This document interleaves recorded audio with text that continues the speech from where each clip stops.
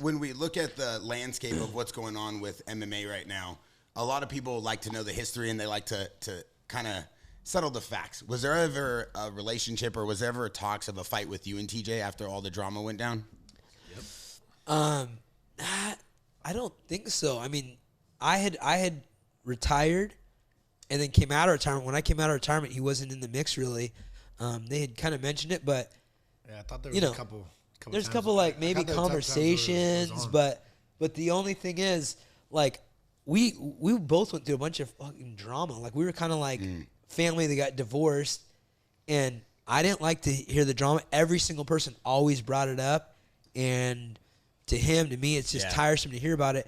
And unless you're paying me a bunch of money, like I'm not trying to relive. Now it's going to look at his perspective and my perspective. Like that's just a bunch of BS drama. And unless they're going to make it worth our while, which you know they're not, then why would I even do that? I'm like, okay, how much am I getting paid?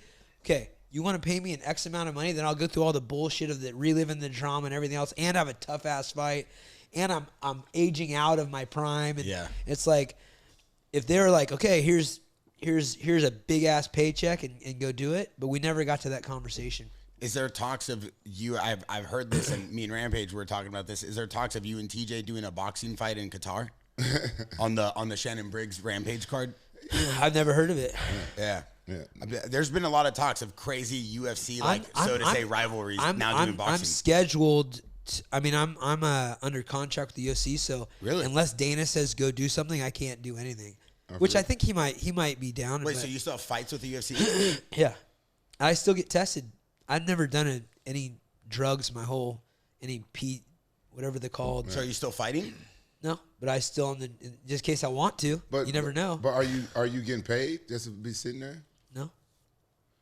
But how's that work? Yeah, explain this. So I'm under contract. If for some reason somebody drops out and my name's thrown in there, I can't jump in if I'm not getting drug tested for another 5-6 months. The only way I'm gonna fight is on a short notice for a bunch of money, for fun, and I don't do drugs anyways, so it doesn't bother me if they test me. So I stay in the testing just in case something pops up, so that I can always seize an opportunity. But shouldn't you be allowed to go and do other things and make money?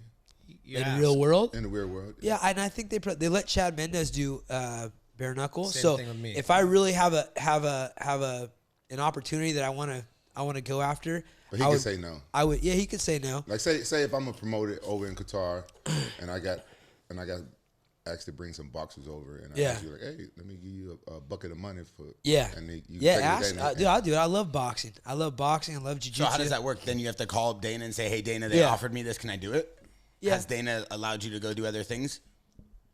There was an ask a long time ago before I retired about a bare knuckle fight, and he was like, if he wants to fight, I'll just let him fight. You know what I'm doing? I'm like, yeah, but here's the money. That's what I did. I mean, how many fights you have left? Bare knuckle.